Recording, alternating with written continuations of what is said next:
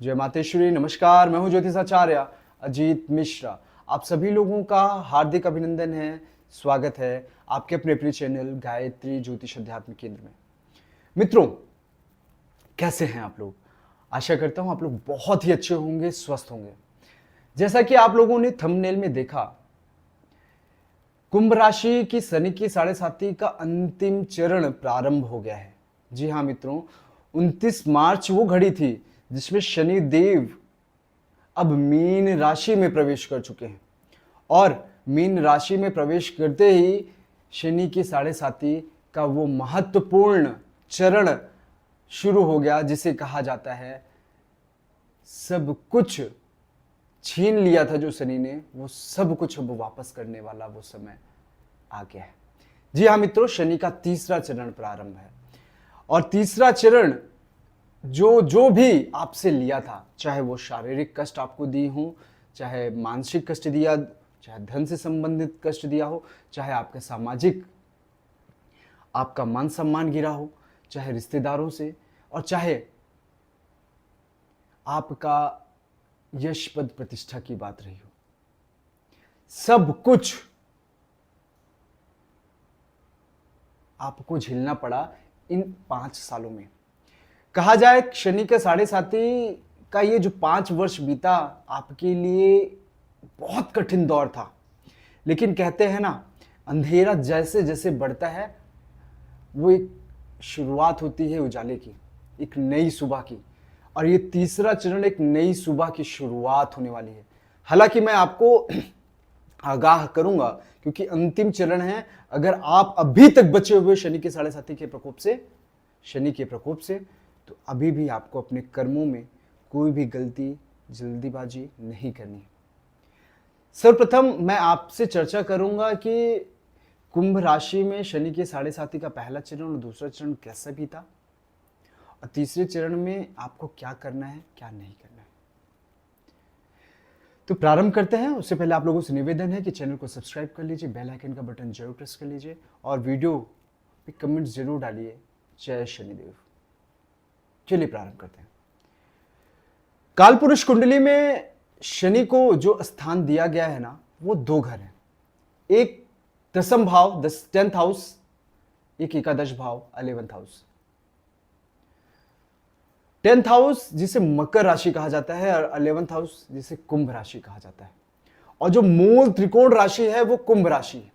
यानी कि आप लोग जो है ना, वो शनि के स्वयं के पुत्र हैं और कुंभ राशि से ज्यादा स्नेह शनिदेव करते हैं। इसलिए अपनों के द्वारा अगर कोई गलती होती है ना, माफ तो करता है लेकिन सजा भी उसी प्रकार से देता है, क्योंकि शनि को न्याय की देवता माने जाते हैं, न्यायाधीश कहते हैं, कर्म फल दाता कहते हैं। जैसा कर्म करोगे वैसा आपको मिलेगा।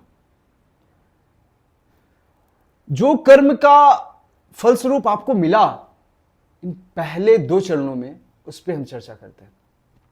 अगर शनि आपके लगन में रहा है, सबसे पहले आप अपनी कुंडली खोलिए और कुंडली में देखिए कि शनि कहां विराजमान है। तो पहले मैं 8 घरों की चर्चा, 12 के 12 घरों की चर्चा करूंगा, फिर क्या क्या कष्ट देते हैं उस पर चर्चा करूंगा, और पहले चरण दूसरे चरण में क्या क्या गतिविधियां, क्या क्या परेशानियां हुई, क्या क्या दिक्कतें हुई, उस पर चर्चा करता हूं।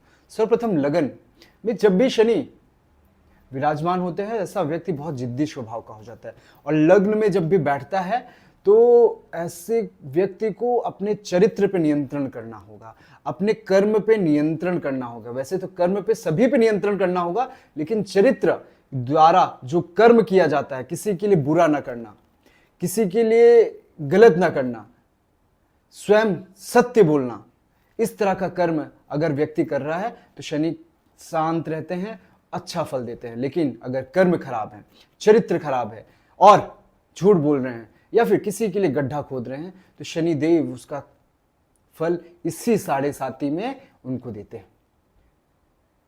दूसरा, अगर द्वितीय भाव में है, कुटुंब भाव में, अगर व्यक्ति घर को लेकर के सही चल रहा है, कुटुंब में कोई दांव पेच नहीं खेल रहा है, अपने घर वालों को देख रहा है, समझ रहा है, तो शनि वहां पे प्रसन्न रहते हैं। सबसे पहले कहते हैं ना कि शनि अपने घर को देखेगा, अपने घर की जिम्मेदारियों को निभा रहा है, तो ये मान लीजिएगा शनि वहां शांत है। लेकिन अगर स्वयं के घर में ही कुछ ऐसी गलत चीजें करते हैं, किसी का हक मारना, किसी के लिए परेशानी खड़ा करना, किसी से व्यर्थ ही झगड़ा करना अपने परिवार के लोगों से, तो शनि फिर वहां पे दंड देना प्रारंभ करते हैं।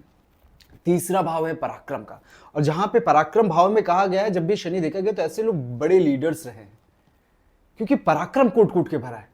और पराक्रम का सही उपयोग करते हुए अगर जीवन में कुछ अच्छे कर्म किए तो अच्छा लाभ मिलता है, परंतु पराक्रम का गलत इस्तेमाल करके तो शनि के 7.5 में उसको इसी 7.5 में, इसी 5 सालों में जो बड़े बड़े नेता जेल गए हैं, बड़े बड़े लोगों को कष्ट हुआ है, बड़े बड़े न्यायाधीश जिनका भी पैसे जले, तो वो यही कारण है कि आपको पद प्रतिष्ठा तो दे दी गई, आपको वो पावर दे दी गई, और आपने उस पावर का गलत इस्तेमाल किया, वो शनि के 7.5 में कष्ट होते हैं। चौथा स्थान जो है वो है आपका मातृत्व भाव, मां का जो ख्याल रखता होगा, साथ ही भूमि भवन वाहन से संबंधित रखता है ये घर, और यहां पे मां का सुख को लेकर के जो भी व्यक्ति अपने मां का ध्यान रख लेगा, शनि का प्रकोप कम देखने को मिलता है। 5वें भाव को कहते हैं पूर्व जन्म का भाव। यहां पर कोई भी रूल अप्लाई नहीं होता है, क्योंकि पूर्व जन्म का कारक माना जाता है 5वां का शनि, और यहां पे आपके कर्म के आधार आपको फल मिलने वाला है। 6ठा भाव अच्छा नहीं माना जाता, रोग रिपु ऋण से युक्त होता है, और कहा जाता है यहां पर थोड़ी सी परेशानियां होती हैं, चाहे शारीरिक हो, चाहे मानसिक हो, चाहे धन से संबंधित हो, थोड़ी सी परेशानियां होती ही होती हैं। परंतु अगर बृहस्पति अच्छा होता है, शुक्र अच्छा होता है, तो कहा जाता है कि 6ठा शनि अच्छा फल देता है, 8वां शनि अच्छा फल देता है। 7वें स्थान में शनि थोड़ा सा आपको अपनी पार्टनर को लेकर के सजग रहना और उसकी मान सम्मान को लेकर के बहुत ध्यान रखने वाली बात कह रहा हूं कि इलीगल रिलेशन नहीं बनाना, उस अपनी पार्टनर का मान सम्मान करना, पार्टनरशिप अगर कर रहे हो तो कोई धोखेबाजी नहीं करना, शनि वहां पे भी देखता है। कोई गलतियां तो नहीं किया, गलतियां की तो शनि ने दंड दिया है। आज अष्टम शनि, अष्टम शनि जब भी विराजमान होता है तो ऐसे लोगों को साधना करना चाहिए, और अगर साधना नहीं भी करता है तो रिसर्च करना चाहिए। ये रिसर्च हाउस है, इसे कहते हैं, यहाँ पर कुछ न कुछ गुप्त ज्ञान, गुप्त धन, गुप्त विद्या आपको प्राप्त होती है। अच्छा हाउस है, हालांकि एस्ट्रोलॉजर्स के द्वारा कहा जाता है कि थोड़ा सा बुरा है जी, मृत्युतुल कष्ट, मृत्युतुल पीड़ा का है। अगर कर्म खराब होगा तो बिल्कुल होगा, लेकिन अगर शनि अच्छा होगा तो आपको ये सब चीजें देंगी जो मैं कह रहा हूं। 9वां भाव भाग्य स्थान, धर्म स्थान, यहां पर धर्म से संबंधित अगर कार्य आपको करने हैं वो देखना होगा, धर्म विरुद्ध कार्य नहीं करना है, इस बात को आपको ध्यान रखना होगा। गलत कार्य करते हैं तो कष्ट मिलना तय है। 10वां भाव कर्म स्थान, 10th हाउस, जहां पर आपको अपने कर्म से प्रेम करना होगा। अगर आप अपने कर्म से प्रेम नहीं कर रहे हो, आलस्य कर रहे हो, तो उसका कष्ट शनिदेव देते हैं। और मैंने ये देखा है कि जिन जिन व्यक्तियों के 10वें भाव में शनि बैठता है, अगर वो कर्म में प्रेम कर रहा है तो सफलता उसको बहुत अच्छी मिलती है, बहुत उच्च सफलता प्राप्त करता है। लेकिन अगर वो आलस्य अपने अंदर करता है तो ये बात मान लीजिए कि उसको कष्ट मिलना है, और 110% मिलना है। एकादश स्थान, शनि जब एकादश स्थान में होता है तो सस्य राजयोग निर्माण करता है। मैं इसको कहता हूं सोने की चिड़िया है, इससे बड़ा राजयोग कोई नहीं है। कर्म प्रधान है और कर्म से बड़ा राजयोग कोई नहीं।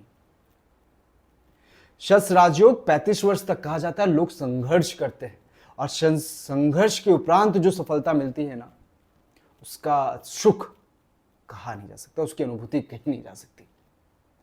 द्वादश स्थान, मुक्ति भाव, मोक्ष भाव, यहां पर शनि आपको प्रेरित करेगा कि आप मोक्ष की ओर बढ़ें, ज्ञान की ओर बढ़ें, संसार को जागरूक करने के लिए बढ़ें, और संसार को जानने के लिए बढ़ें। आपका जन्म ही संसार को जानने के लिए हुआ है, संसार की समझाने के लिए हुआ है, रक्षा करने के लिए हुआ है। ये मैंने शनि की प्रथम भाव से लेकर के द्वादश स्थान तक मैंने चर्चा की। अब मैं चर्चा करूंगा कि शनि जो 8 कष्ट देते हैं वो क्या क्या है। सबसे पहले वो आपको मानसिक समस्या देंगे, क्योंकि शनि का पहला चरण आता है वो आपके सर पर आता है, और पहले चरण में शनि के 7.5 के जातक मानसिक तौर पे ऐसी समस्याओं से ग्रस्त होते हैं जो वो स्वयं नहीं मानना चाहते। कहा जाता है स्वयं की गलतियों के द्वारा अपने पैर पे कुल्हाड़ी मारते हैं और परेशान होते हैं, और उनको संभलते संभलते तीसरा चरण प्रारंभ हो जाता है। दूसरा, फाइनेंशियल कष्ट इसलिए होता है क्योंकि शनिदेव का एक रूल है, जब आपके पास धन नहीं होगा ना, तभी तो आपको समस्याएं प्रारंभ होगी, चाहे वो मानसिक हो, चाहे शारीरिक हो, चाहे किसी भी प्रकार की समस्या क्या हो। अगर शनि को कष्ट देना है तो सबसे पहले आपके जेब पे मार करेगा, और ये पहचान है। तीसरा होता है इलीगल रिलेशन, जहां पर आपके संबंध बेकार होना शुरू होते हैं, जहां पर आपको परेशानियां प्रारंभ होती है। चौथा, आलस्य प्रवृत्ति आप धारण करने लगते हो, धीमे धीमे धीमे धीमे आलस्य आने लगता है।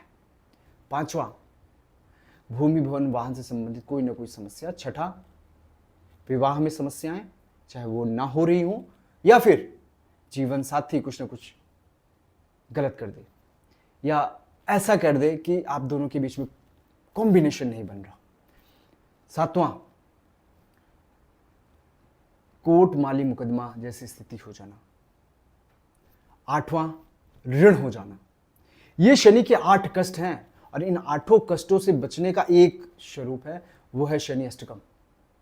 शनि अष्टकम का पाठ किसी योग्य ब्राह्मण के द्वारा अगर कराया जाए तो मैं ये कह सकता हूं कि शनि की 7.5 के पूर्व जन्म का कर्म ही क्यों ना हो, उसको काटा जा सकता है। किसके माध्यम से? मां गायत्री के माध्यम से। शनि अष्टकम और मां गायत्री। गायत्री को पाप मोचनी कहा गया है, पाप को समाप्त करने वाला कहा गया है। तो कर्मफल दाता है शनिदेव, और उसकी समस्या का समाधान का हल मैंने आपको बता दिया। अब मैं चर्चा करने जा रहा हूं शनि की 7.5 के दूसरे चरण को। दूसरा चरण आया शारीरिक कष्ट को लेकर के आया।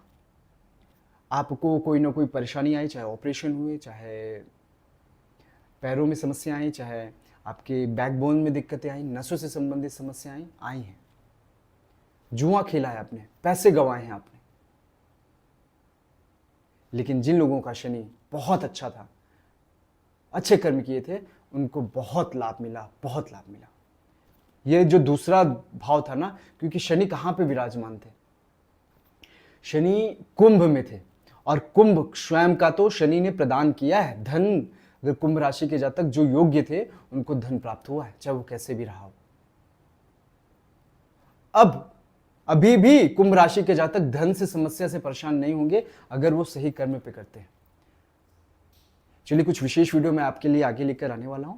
वीडियो लंबी हो रही है, अभी मैं यहीं पे विराम देना जा रहा हूं। अगर आपका कोई प्रश्न है तो प्रश्न पूछ सकते हैं। मेरे माध्यम से कुंडली विश्लेषण विवेचना करवाना चाहते हैं तो आप मेरे दिए गए नंबर पर कॉल करके संपर्क कर सकते हैं। और वीडियो कैसा लगा ये जरूर बताइएगा। मिलते हैं अगली वीडियो में, तब तक के लिए नमस्कार, जय माता दी।